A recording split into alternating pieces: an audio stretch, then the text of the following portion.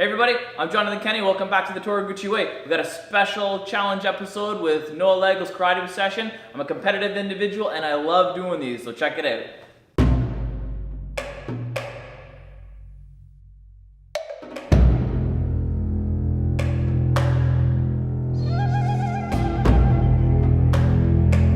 Okay, I want to get straight into it, and I want to thank Sensei Noah Legel for being part of this. It's a privilege and an honor. All right, if you haven't checked out his page yet, please do so. Noah Legel's Karate Obsession. All right, check it out.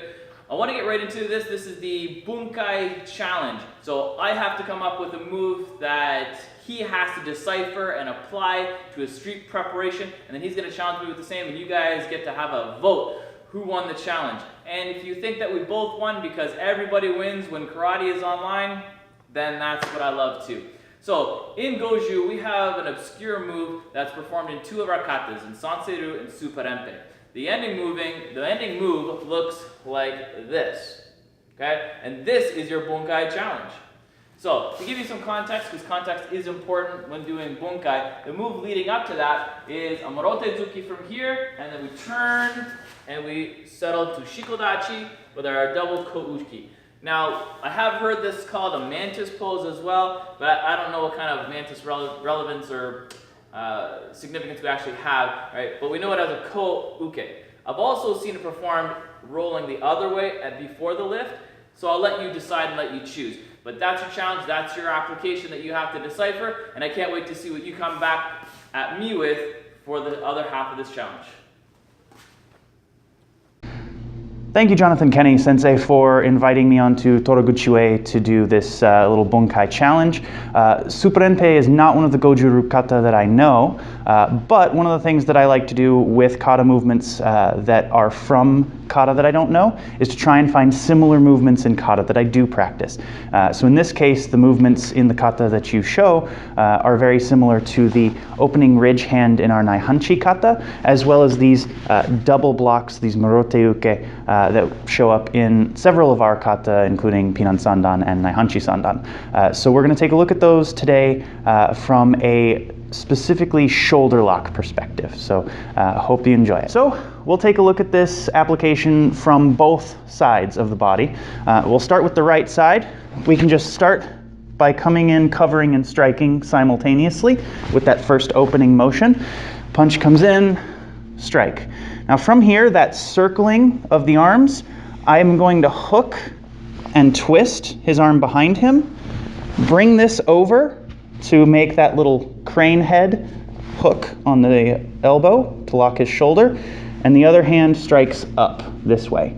Now in addition to striking, I can actually come around his head and pull his chin to crank his neck, and I get the same crane head hand position. So same thing, but from another angle to see it a little easier, we cover and strike, same time, right in here, and we take that circling motion to hook the arm this way and trap it to our body, strike up to their head, and wrap around if we want to crank their neck the rest of the way back.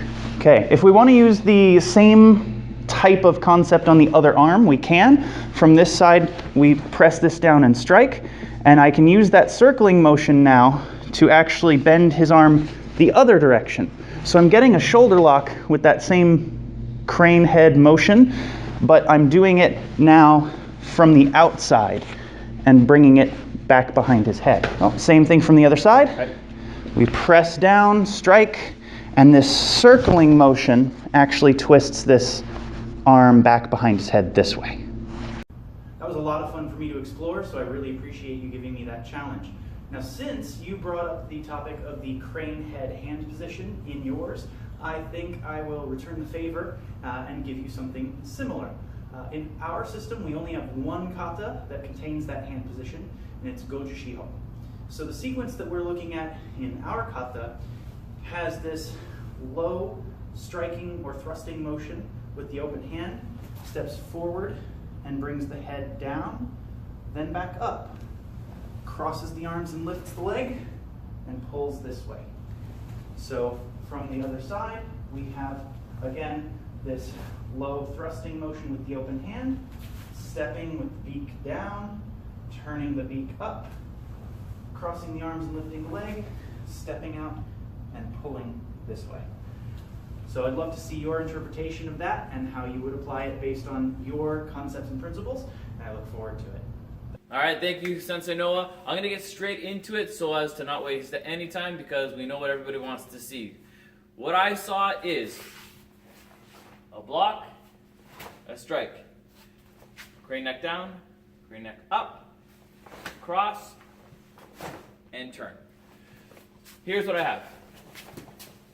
I like to do all of my applications in a clinch range scenario, right? For the most part, it should be understood that karate begins at contact, right? Karate begins and ends with courtesy and respect, we know that, but in combat, it doesn't start until we have contact. So a lot of my stuff is clinch range stuff.